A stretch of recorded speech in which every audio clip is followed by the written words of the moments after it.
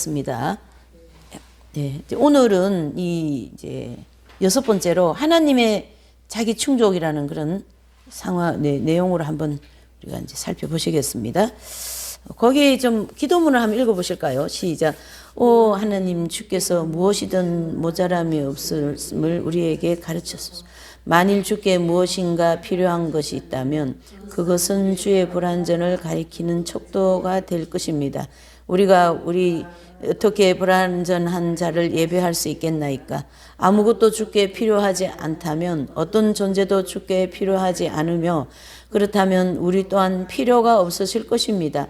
주께서는 우리를 필요로 하시지 않을 겁니다. 우리는 주님이 필요하기 때문에 주님을 찾나이다. 주 안에서 우리가 살고 움직이며 우리의 존재 의미를 갖기 때문입니다. 아멘. 네. 아버지 하나님께서는 자기 속에 생명이 있음같이, 그래서 요한복음 5장 26절에 이제 말씀을 하시는데, 우리 주님께서 말씀하신 거예요. 주님이 요한복음 5장 26절에 아버지께서 자기 속에 생명이 있음같이 그러셨어요. 그것은 우리 주님께서 말씀하신데, 이것은 짤막한 한마디로 인간의 사고가 미칠 수 있는 최고의 범위를 초월한 높은 진리를 표현하시는 것이 그분의 가르침의 특징이다 그랬습니다. 그래서 높은 진리를 표현하는 것이 바로 이긴 자 기준에서 말씀하신 것이죠. 그래서 산상수훈의 말씀은 최고의 높은 진리잖아요. 그 오리를 가자면 십리까지 가지고 또 오른쪽 뺨을 때리는데 어떻게 왼쪽을 돌려댑니까? 예? 그렇게 높은 진리를 표현하시는 것이 그분의 가르침의 특징이다. 예수님이 이 땅에 오셔서 가르치는 그 모든 내용들은 무엇이요? 그러니까 이긴 자들이 지킨 그 말씀들인데, 주님의 말씀이 먼저입니까? 이긴 자들이 먼저입니까? 예, 그렇죠. 그러니까 그 모든 세상 사람들, 모든 하나님의 백성들을 향하여 그 높은 진리를 설명하셨다, 이런 뜻이에요. 그러니까 그 많은 사람들 중에서 그 높은 진리를 추구하면서 오신 분들이 이긴 자들이다, 이래 볼 수가 있는 거죠. 자, 이 말의 궁극적인 의미는 하나님은 하나님 자신이라는 말이다라는 거예요. 이렇게 하나님은 늘 나 자신은 나야. 예. 충족도 내 자신 안에서 할 것이야. 이렇게 보는 거죠. 그래서 하나님이 어떤 분이시든 간에 하나님은 하나님이시다. 모든 생명은 그것이 가장 하등하고 무의식적인 행동이든 내지는 서랍같이 자의식적이고 또 고등한 지적 생명이든 하나님 안에 있으며 그분으로부터 나온다라는 거예요. 그러니까 뭐 천하든 뭐 고기하든 다 어디 안에서 나왔다요? 하나님 안에서 나왔다. 어떤 생물도 그 자체 안에 생명을 갖고 있지 않다. 모든 생명은 하나님의 뭐예요? 선물이라는 거죠. 풀 한 폭에도 생명력이 있다라는 거죠. 그것도 누가 주신 거예요? 하나님이 주셨다. 반면에 하나님의 생명은 다른 누구로부터 온 선물이 아니다. 만일 하나님께서 생명의 선물이나 혹은 무엇이든지 다른 자에게서 어떤 선물을 받는다고 한다면 바로 그 다른 존재가 하나님일 것이다. 하나님에 대해 생각하는 기초적이지만 올바른 길은 그분을 모든 것을 포함하시는 분, 주어지는 모든 것을 주시는 분, 그러나 그분 자신은 본래 가지고 계신 것이 아니면 아무것도 받지 않으시는 분으로 여기는 것이다. 하나님은 누구한테 받고 뭐 그런 게 없더라는, 그냥 뭐 자체로, 예. 하나님 안에 어떤 필요로의 존재를 인정하는 것은 신적인 존재의 불안정을 인정하는 거다. 하나님은 뭐 필요하대요. 하나님이 뭐 공기 단 한 점이 필요하대요. 예? 그러면 그분은 불완전한 분이다, 이런 뜻이에요. 뭐가 필요하다 하면 그분은 불완전한 분이다. 그러니까 하나님 안에서 모든 것이 다 충족된다, 이래 보셔야 되는 거죠. 필요한 피조물이 용어이므로 창조주께는 사용될 수 없다. 그래서 하나님께서는 자신이 만드신 모든 것에 대해서 자의적 관계를 가지시지 그분밖에 어떤 것에 대해서 필연적 관계를 갖지 않으신다. 계속 그 얘기를 지금 이 신학자는 피력하고 있어요. 피조물에 대한 그분의 관심은 그분의 주권적인 선한 기쁨에서 나온 것이다. 자, 거기 이제 줄 치세요. 피조물에 대한 그분의 관심은 그분의 주권적인 선한 기쁨에서 나온다라는 이거 한번 우리가 하나님의 주권에서 아마 제가 이 얘기를 한번 한 것 같아요. 피조물에 대한 그분의 관심은 저와 여러분들의 관심은 그분의 주권적인 선한 기쁨이다. 하나님이 우리를 하늘에 있는 모든 걸 다 주시는 거에 하나님이 기쁨을 느낀다라는 거예요. 우리에게 그만큼 많은 걸 주시려고 하는데 그릇이 됩니까? 안 됩니까? 안 돼서 좀 손해를 많이 본다 이렇게 볼 수도 있는 거예요. 피조물이 공급할 수 있는 어떤 필요에서나 그들이 그분께 가져다 드릴 수 있는 어떤 완전함에서 나온 것이 아니다. 그분 자체로 완전하다는 얘기죠. 그냥 그 자체. 또다시 우리는 우리 사고의 친숙한 흐름을 파괴하고 다만 이 상황에만 참인 것을 이해하도록 노력해야 한다. 보통 우리는 피조물에게 필요가 존재한다라는 것을 인정한다. 우리가 뭔가 결핍되어 있고 또 뭔가가 필요하다라는 거죠. 우리는 그것을 존재하고 있다라는 걸 인정해야 된다. 우리 자신을 있는 그대로 믿으면 안 됩니다. 자, 어떤 것도 그 자체로 완전하지 않고 존재하기 위하여 그 자체 밖으로부터 무언가를 필요로 합니다. 호흡하는 것들은 모두 공기를 필요로 하고 모든 유기체는 자양분과 물을 필요로 합니다. 공기와 물을 땅에서 없애면 모든 생명체는 곧 없어질 것입니다. 여러분 안 그러셔요? 이 땅에 공기가 없으면 우리 잠시도 못 살아요. 그렇죠? 이 물체가 이 모든 생물들은 잠시도 물이 없으면 돼요, 안 돼요? 다 죽는다, 안 된다, 이런 것이죠. 모든 피조물이 살아있으려면 다른 어떤 피조물을 필요로 하며 모든 것들은 하나님의 필요로 한다. 우리 육체는 물이 몇 프로가 있어요? 70% 물이죠. 곧 물이 없으면 사람이 살 수 없다라는 것을 증명합니다. 그래서 사람은 물에 의존해서 산다. 이래 봐도 가언이 아니다는 얘기죠. 사람은 뭐예요? 물에 의존해서 산다. 그래서 오직 하나님께만 어떤 것도 필요치 않습니다. 강은 지료로 인해 더 커진다. 그러나 모든 것이 하나님께로부터 나오고 또 모든 피조물의 존재가 그분의 무한한 충만에 의존하고 있는데 그분을 중대케 할 수 있는 지료가 어디에 있겠는가. 네. 그래서 측량할 수 없는 뭐예요? 바다. 모든 생명이 주께로부터 나오니 주의 생명은 지극히 복된 뭐예요? 단일체인이다. 그러니까 하나님 안에는 막힘이 없고 그분은 하나이시라는 거예요. 하나님은 의지로운 하나님이 아니시라. 하나님은 어떻게 합니까? 하나님은 단일한 분이요 한 분이다 이래 봅니다. 하나님께서 왜 우주를 창조하셨느냐? 문제는 아직도 사색하는 사람들을 고민하게 만듭니다. 이 사색가들 있잖아요. 철학가들, 사색가들. 이분들은 왜 하나님은 이 세상을 창조하셨을까? 또 그러고 앉았다는 얘기예요. 그걸 가르쳐서 이제 이런 심오한 하나님의 뜻을 깨달은 분들이 그거를 가르쳐서 개똥철학이다 이렇게 얘기한다는 얘기예요. 개똥철학. 그거 이래 보시면 되죠.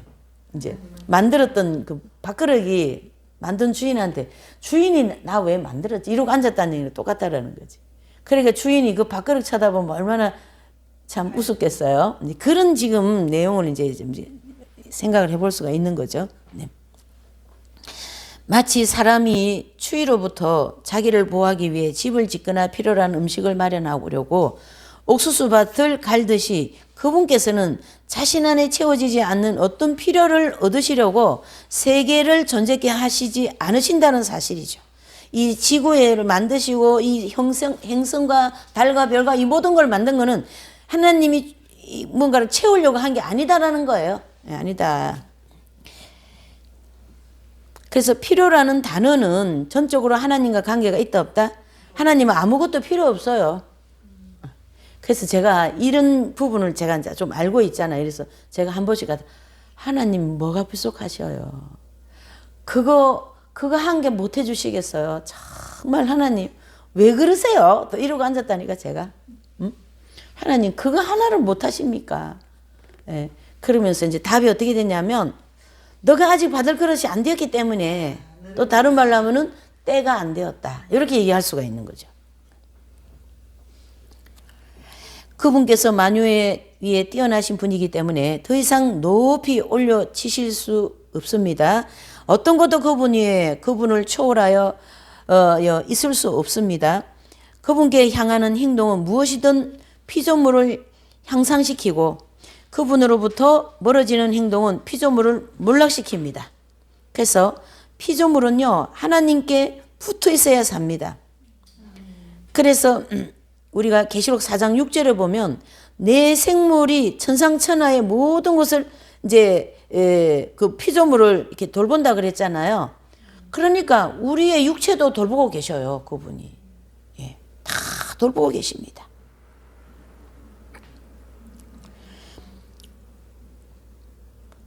그분께서 누구의 승인에 의해서가 아니라 스스로 자기의 위치를 점유하십니다. 아무도 그분을 향상시킬 수 없음같이 아무도 그분을 떨어뜨릴 수도 없습니다.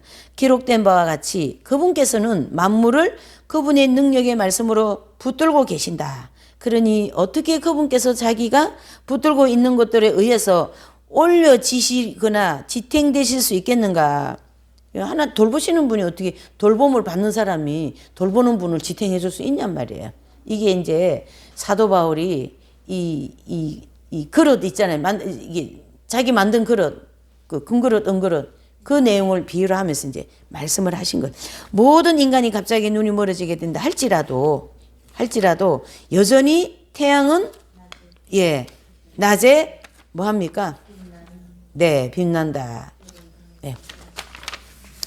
빛날 것이며 별은 밤에 반짝일 것입니다. 왜냐하면 이것들은 빛을 받아 누리는 수많은 사람들에게 아무것도 의존하지 하고 있지 않기 때문입니다. 이와 같이 세상의 모든 사람이 무신론자가 된다 하더라도 그것이 어떻게든 하나님께 영향을 끼칠 수 없습니다. 하나님께서는 다른 어떤 것에도 관련되어 있지 않고 스스로 존재하신다. 지금 이 주제가 뭡니까? 계속 하나님의 자기 충족이잖아요. 그래서 어떤 사물 그거에 전혀 관계 없습니다. 영향을 못 끼칩니다. 사물들은. 그분께서는 다른 어떤 것에도 관련되어 있지 않고 스스로 존재하시고 그분은 믿는 믿음이 그분의 완전하심에 아무것도 보태지 못하며 그분을 의심하는 불신앙이 아무것도 들지 못한다.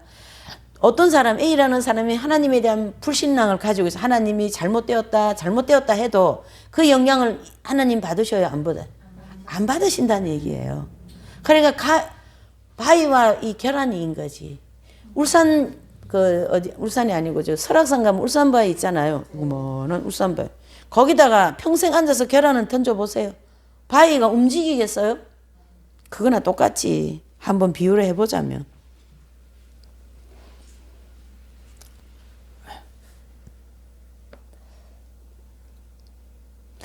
전능하신 하나님은 바로 전능하시기 때문에 어떤 지원도 필요하지 않습니다. 하나님을 사람들의 호의를 얻기 위해 아첨하며 비위를 맞추는 마음, 약한 분으로 생각하는 것은 유쾌하지 못한 일입니다. 그거 참 잘못되었다. 하지만 하나님에 대한 대중적인 개념을 두루 살펴볼 때 우리의 눈에 띄는 것은 바로 이런 것입니다. 20세기 기독교는 하나님께 자선을 입혀드렸다. 하나님께 자선을 입혀드렸다. 우리 자신에 대해 너무 과대평가하여 우리들이 하나님께 필요한 존재라고 믿는 것입니다. 내가 하나님 이 정도로 일해드리면 되는 거지 하면서 무슨 조금 사역 좀 한 게 무슨 하나님을 막 자기보다 약간 괜찮은 분 요 정도로 생각했다니까. 참 착각 중에 큰 착각이죠. 자. 그리고 우리가 손쉽게 빠지는 그것이 함정입니다. 또 그러나 하나님께서는 우리의 존재로 인해 더 위대해지시지 않으며 우리가 존재하지 않게 된다 해서 더 작아지지 않은 분이다. 계속 이 신학자는 지금 이 하나님에 대한 그 위대함과 또 그 하나님께는 피조물과 전혀 관계없이 완전하신 분이다라는 걸 이렇게 피력을 해 나가는 거죠. 우리가 존재하지 않게 된다 해서 더 작아지시지 않는다. 우리가 존재하는 것은 완전히 하나님의 자유로운 결정에 의한 것이 우리의 우리의 공로나 하나님의 필요에 의한 것이 기다 아니다? 아니다. 어쩌면 우리의 타고난 자기 본위식 사고로 인해 모든 사람이 받아들이기 가장 어려운 생각은 하나님께서 우리의 도움을 필요로 하지 않으신다는 점입니다. 그래서 우리는 보통 그분을 세상의 평화와 구원을 가져올 자애로운 계획을 세우고 이에 필요한 도움을 찾아 헐레벌떡 돌아다니고는 바쁘고 열렬한 또 그러면서도 다소 좌절된 아버지로 표현한다. 이거는 이제 그 인간을 향한 그 무지하고 또 인간을 향한 인간이 하나님에 대한 그 교만함을 지금 이렇게 말씀하고 있는 거예요. 이 신학자가. 그러나 사실은 나는 참으로 하나님께서 그것이 아무리 대단치 않는 일일지라도 그 일 전체를 행하시는 것을 깨달았다. 라고 줄리안 부인이 말한 바와 같다. 모든 일을 행하시는 하나님은 정말로 어떤 도움도 어떤 조력자도 필요하지 않으십니다. 너무도 많은 전도자의 호소가 전능하신 하나님의 이 근거 없는 좌절에 기초를 두고 있다. 구변이 좋은 설교자라면 청정들로 하여금 이방인뿐 아니라 오랜 동안 매우 열심히 그들을 구원하려고 노력해 오셨지만 지원 부족으로 실패해 오신 하나님에 대해서 손쉽게 동정심을 갖게 할 것이다. 이건 맞는 얘기예요? 안 된다는 얘기예요. 하나님을 그런 존재가 아니라는 걸 계속 이 인간의 어리석음을 얘기해 주고 있는 거예요. 자, 내가 우려하는 것은 수많은 젊은이들이 사랑 때문에 들어섰으나 제한된 능력 때문에 빠져나올 수 없어 보이는 곤란한 상황으로부터 하나님을 구조하려는 것보다 더 높은 동기 없이 사역에 들어서는 것이다. 여기에 어느 정도 훌륭한 이상주의와 소외된 사람들에 대한 상당한 동정심을 보탠다면 오늘날 많은 기독교 활동의 배후에 있는 참다운 동기를 알 수 있을 것이다. 자, 하나님은 지켜주는 자가 필요치 않으시다. 그렇죠?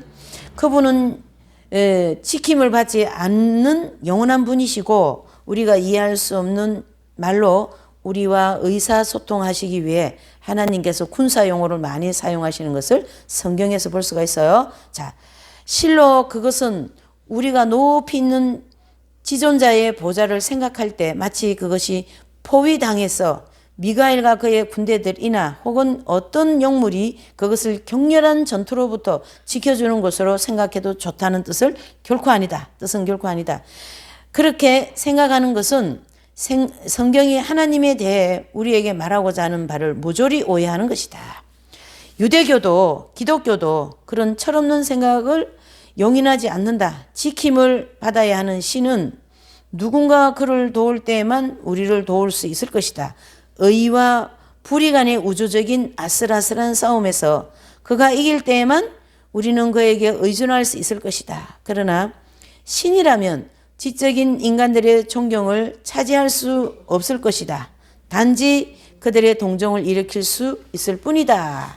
바르게 되려면 우리는 하나님을 합당하게 생각해야 됩니다. 바르게 되려면 자, 신에 대한 모든 비천한 개념을 우리 마음으로부터 깨끗이 제거하고 그분의 우주 안에서처럼 우리의 마음 속에서 하나님이 되시게 하는 것이 도덕적인 절대 명령이다. 그래서 우리가 왕 앞에 가면, 이게 높은 사람 앞에 가면 그냥 마음이 겸허해지고 이렇게 마음이 낮아지고 이렇게 고개가 이렇게 숙여지잖아요. 그런 자세를 가져라. 예. 지금까지 계속 지금 여기 설명해 온 것은 그런 자세가 아니라 내가 일을 좀 했다. 내가 하나님 믿어드렸잖아. 내 교회 나가드렸잖아. 왜 이래요? 예, 뭘 해줘가지고 하나님과의 자기와의 관계가 되는 것처럼 그런 것이 아니라는 거죠. 하나님은. 네. 또 인간이 하나님에 대해서 깎아내린다 해서 하나님이 깎아내려지는 분이에요? 아, 그것도 아니다. 그걸 계속 얘기한 거죠. 인간이 중요한 존재라고 유일하게 주장할 수 있는 것은 그가 하나님의 형상으로 창조되었다는 사실이다. 여기 중요해요. 인간의 중요한 존재라고 유일하게 생각할 수 있는 것이 한 가지 있어요. 바로 그게 뭡니까? 하나님의 형상으로 창조되었다는 사실입니다. 그래서 인간 자체는 아무것도 아닌데 그냥 내 자체 형상이 그분하고 같은 형상이다. 거기에 큰 뭐가 있어요? 인간의 중요한 존엄성이 있다 이래 볼 수가 있는 거죠. 성경의 시편 저자들과 선지자들은 풀처럼 아침에 자라다가 베어져 헤어지기 전에 시드는 그 호흡이 코 구멍에 있는 연약한 인간을 슬프게 조소하고 있다. 시편 기자들이 우리 인간이 가치를 어디다 두고 있어요? 안개에다가 흙에다가 코에 그 생명 하나에다가 그 숨소리 하나에다가 비교하고 아주 작은 것으로 인간을 이렇게 딱 비교하잖아요. 그 다음에 성경의 시편 저자들과 선지자들은 풀처럼 아침에 자라다가 해지기 전에 시드는 그 호흡에 콧구멍에 연약한 인간을 슬프게 조소하고 있다. 하나님께서는 스스로를 위하여 존재하시고 인간은 하나님의 영광을 위하여 존재한다는 것은 성경이 강조하는 가르침이다. 진하게 칠해야 되겠죠. 하나님은 높은 영광이 하늘에서 어떠민 것과 같이 땅에서도 그러해야 한다. 모든 것으로부터 우리는 왜 성경의 신앙의 중요성에 대하여 그토록 강조해지는 또 왜 불신앙을 죽은 죄로 규정하는지를 이해할 수 있다. 창조된 모든 존재 중에 어떤 존재도 감히 자기 자신을 신뢰하지 않는다. 오직 하나님만이 그분의 자신을 신뢰하신다. 다른 모든 존재는 그분을 신뢰해야 한다. 불신앙은 사실상 왜곡된 신앙이다. 왜냐하면 그것은 신뢰를 살아계시는 하나님께 두는 것이 아니라 죽은 인생에 두기 때문입니다. 그렇죠? 그래서 불신앙들은 하나님의 자기 충족성을 부인하고 자기들 것이 아닌 속성을 찬탈한다. 불신앙이 아주 무슨 잘못된 거예요. 이 이중적인 죄는 하나님의 이름을 훼손하고 결국 그들의 영혼을 뭐가 됩니까? 파멸시켜버립니다. 하나님께서는 사랑과 긍휼 안에서 그리스도로 우리에게 오셨습니다. 이것이 사도 시대부터 고수되어 온 교회의 입장입니다. 하나님은 어떻게 오셨어요? 사랑과 긍휼 안에서, 그렇죠? 그리스도 하나님의 형상을 닮은 인간의 모습으로 예수님이 인간으로 오셨다라는 것이고요. 또 그것을 전수받은 사도시대부터 지금까지 내려온 교회의 뭐라고요? 입장이다. 이것은 영원하신 성자의 성육신이라는 교회를 믿는 기독교 신앙으로 확장되어 갑니다.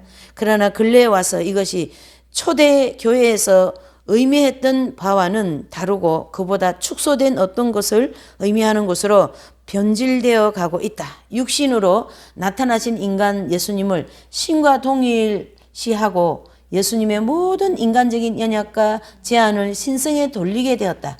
진실로 우리 가운데 그러셨던 그 사람은 베일을 벗어 신성의 한 실정이 아니라 완전한 인간성의 실정이다. 그래서 신성의 경이로운 위엄이 인간을 보호하기 위해서 자유롭게 인성의 부드러운 덮개 속에 덮여 있는 것입니다. 그래서 하나님께서 산 위에 있는 모세에게 이렇게 말씀하셨습니다. 내려가서 백성을 신칙하라. 백성이 돌파하고 나 여호와께로 와서 보려고 하다가 많이 죽을까 하노라. 자, 출애굽기 19장 21절요. 그리고 후에 내가 내 얼굴을 보지 못하리니 나를 보고 살 자가 있음이라 없음이라 없다고 출애굽기 33장 20절에 말씀하고 있는 거죠. 오늘날의 그리스도인들은 단지 육적으로 그리스도를 알고 있는 것 같다. 그들은 그분에게서 불타오르는 거룩과 접근할 수 없는 위엄을 따로 떼어놓음으로써 그분과 교제하려고 애쓴다. 자, 이거 하나님의 거룩성에 대해서 딱 옆에 이렇게 모셔놨어요. 그리고 그냥 육체로 오신 예수님, 병 고친 예수님, 또 어떤 예수님? 예수님 믿으면 천국 가는 예수님, 십자가에서 내 죄를 사해 주신 예수님, 그런 어떤 뭐죠?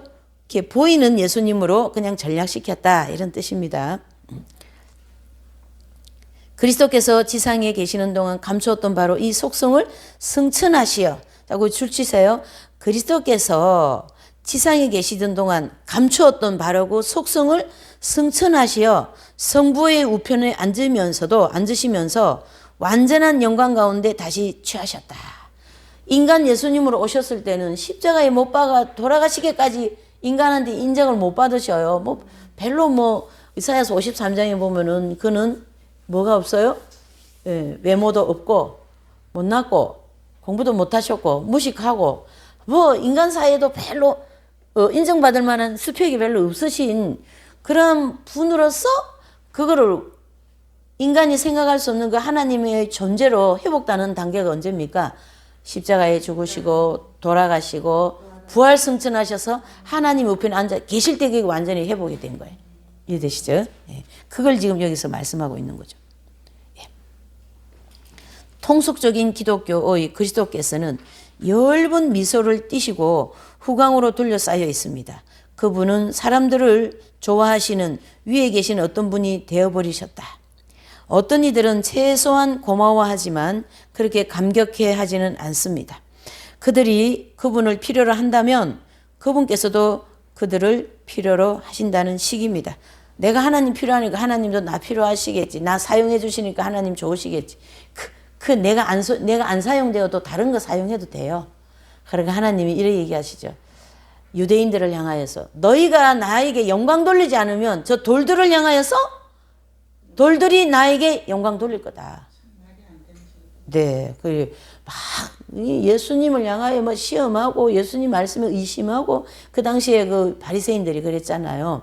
예, 그리고 그걸 다 그 속을 아는 예수님께서 예, 참 이 육신을 입고 이러고 계시니까 이 하나님을 못 알아보고 인간적으로 막 좀 얘기를 하자면 그들이 내가 누군지 알아 이래 해야 되는데 또 그분이 인격이 그건 좀 잘 안 되는 거죠. 예. 그래서 나도 하나님 필요하고 하나님도 나 필요하지 않으십니까? 이 식이다. 이거 그것도 아니에요. 틀린 거다. 자, 하나님의 자기 충족이라는 진리가 기독교 활동을 마비시킬 것이라고 멋대로 상상하지 말자. 오히려 그것은 모든 거룩한 노력을 촉진할 것이다. 이 진리는 한편으로 인간의 자만에 필요한 꾸짖음이 될 것이지만 성경의 관점에서 볼 때 죽음이라는 우리의 마음의 무거운 짐이 들어 올리며 그리스도의 쉬운 멍에를 메고 하나님의 영광과 인류의 유익을 위하여 성령의 인도하심을 따라 수고하면서 우리의 생을 보내도록 격려할 것이다. 자, 오늘 이 오전 예배 설교 연결하면 하나님께서 우리에게 주신 이 모든 것을 이 팬데믹이라는 코로나를 통하여서 이 어려움을 통해서 하나님이 우리에게 창세기 50장을 통하여 그 사이사이에 세상 돌아가는 죄악상을 보여주셨잖아요. 우리도 이 코로나를 통하여 이 죄악 세상이 돌아가는 상황을 잘 읽으셔서 모르는 분들을 알려드리고 잘못 길을 걷는 분들을 길을 바로 인도해드리는 그런 사람이 되어야 된다. 그런 뜻이에요, 지금요. 예. 왜냐하면 복된 소식은 아무도 필요하지 않으시는 하나님께서 주권적인 겸손으로 몸을 굽히셔서 자신의 뭐예요? 순종하는 자들에 의하여 그들 안에서 그들을 통하여 일을 하십니다. 그래서 제가 자식도 없고 가정도 없고 그러니까 나 편안하잖아요. 공부시킬 아이도 없으니까. 그래 나 편안하게 살아야지. 그렇게 살면 되는 겁니까? 아니죠. 그러니까 저는 그것이 없기 때문에 다른 쪽으로 그만큼 노력하고 애를 쓰면서 너도 살아라. 그 마음을 주셨다라는 거죠. 이해가 되시죠? 그래서 우리 모두가 그분 안에서 그렇죠? 그 필요한 것을 우리가 일을 해야 된다. 다른 말로 하면 사명을 감당해야 된다. 이 모든 것이 자기의 모순으로 보일지라 할지라도 진리의 다양한 요소가 끊임없이 대립하고 있어서 우리가 알려진 것처럼 우리도 알게 되는 그 순간을 기다리는 동안 때때로 정반대인 것처럼 보이는 것을 믿어야 되기도 합니다. 그러니까 이게 전혀 앞뒤가 안 맞아요. 상식이 안 맞아요. 어제도 뭐 이렇게 좀 대화를 좀 했는데 이분은 내가 생각하니까 이건 좀 잘못된 것 같고 내가 생각하니까 이거는 괜찮은 것 같고 이렇게 늘 생각하면서 사는 그런 유형인 사람인 거예요. 그래, 그거는 철저하게 자아중심적인 거거든요. 그래서 그거는 아니고, 복음이라고 하는 자유 안에 들어와서 하나님께 잘못된 거는 회개하고 또 회개에 대한 용서에 대한 은총을 받았다고 믿고, 그렇게 그거에 대해서 매이지 말고 자꾸 강박관념 갖지 말고 열심히 주님의 십자가를 향하여 가는 것이 복음주의적인 신앙 아니냐. 이제 이런 얘기를 하니까, 그렇다고 하면서 또 시원하다고 이런 얘기도 하신 적이 있는데요. 어쨌든, 이 모든 것이 자기의 모순으로 보인다 할지라도 할 수 없고 진리의 다양한 요소를 끊임없이 대립하고 있어서 우리가 알려진 것처럼 우리에게 알게 되는 그 순간을 기다리는 동안 때때로 정반대인 것처럼 보이는 것도 믿으라는 거예요. 믿으라는 거예요. 자, 믿음이 중요하죠. 우리가 기다리는 그날이 오면 지금은 스스로 충돌하고 있는 듯이 보이는 진리가 하나님의 빛 가운데서 밝혀질 것이며 아니 어떻게 원수 사랑을 할 수 있습니까? 저 인간이 얼마나 잘못한 게 많은지 아십니까? 왜 김일성을 그냥 두십니까? 왜 김정은을 그냥 두십니까? 그런다 할지라도 어떤 시점에 그런 거와 계속 충돌하고 있는 듯이 보이지만 진리가 하나의 빛 가운데 밝혀질 때 내 마음속에, 여러분들의 내면 속에, 우리 인간 내면 속에 하나님의 어떤 그런 밝은 빛이 딱 비춰지면 그것이 이해가 된다, 이런 뜻이에요. 왜 김정은이가 를 향한 하나님의 마음, 저 영혼도 구원받기를 원하시는 그 하나님의 마음을 알 수 있다. 그게 바로 선이라는 거죠. 선. 그 충돌은 진리 자체 안에 있었던 것이 아니라 죄로 훼손되은 우리의 마음속에 있었음을 보게 된다. 내 속에 죄. 그동안 우리의 내적 성취는 그리스도의 명령과 성령의 영감을 받은 사도들의 교훈을 기쁨으로 순종하는 데 있다. 그래서 빌립보서 2장 13절에는 너희 안에 행하시는 이는 하나님이시니 그랬어요. 그래서 그분께서 아무것도 필요치 않다. 그러나 누구든지 그 안에 믿음이 존재할 때 하나님께서는 그 사람을 통하여 일하신다. 이런 것이죠. 네. 또 다음 시에는 두 가지 진술이 들어 있습니다. 건강한 영적 생활을 위해서는 두 가지를 모두 받아들여야 합니다. 과거 세대 동안 첫 번째 것은 거의 버려진 처지에 놓여 있을 것인데 그 결과로 우리에게 영적인 큰 해악을 가져왔다. 자, 거기 이제 글을 한번 읽어보실까요? 선의 원천이시여 주께로부터 모든 복이 흘러나오니 주의 충만은 부족으로 모르나이다. 주께서 주신 자신에게 무엇을 바라리요? 그렇지만 주님은 스스로 만족하시면서도 나의 무가치한 이 마음을 바라시나이다. 주께서는 이것만으로 원하십나이다. 아멘. 그랬어요. 그래서 하나님은 스스로 계시고 스스로 충족되시는 분이시고 또 하나님께서 인간을 지으신 목적은 영광을 받으시기 위함이다. 이렇게 딱 정리하면 되겠죠. 하나님께서 뭐예요? 우리를 지으신 목적은 뭐가 있다요? 영광을 받으시는 목적이다. 이렇게 정리를 해볼 수가 있는 것입니다. 이렇게 해서 그 하나님의 충족성을 조금 우리가 이제 좀 살펴봤습니다. 다음 주는 하나님의 영원성에 대하여 살펴볼게요. 주기도로 마치겠습니다. 하늘에 계신 우리 아버지 이름이 거룩히 여김을 받으시오며 나라에 임하옵시며 뜻이 하늘에서 이루어진 것 같이 땅에서도 이루어지이다. 오늘날 우리에게 일용할 양식을 주옵시고 우리가 우리에게 죄진 자를 사하여 준 같이 우리의 죄를 사하여 주옵시고 우리를 시험에 들게 하지 마옵시고 악에서 구하옵소서. 나라와 권세와 영광이